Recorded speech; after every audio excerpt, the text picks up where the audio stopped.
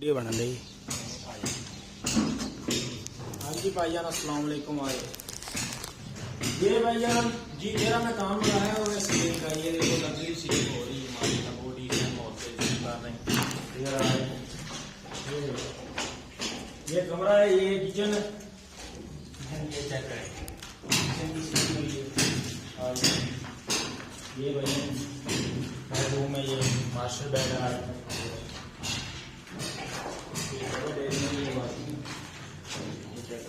अंदर भाई लगे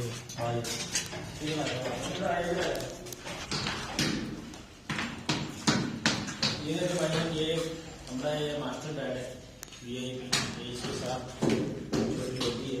इधर मार ये वॉशरूम है, ये अभी इधर थोड़ा काम हो रहा है।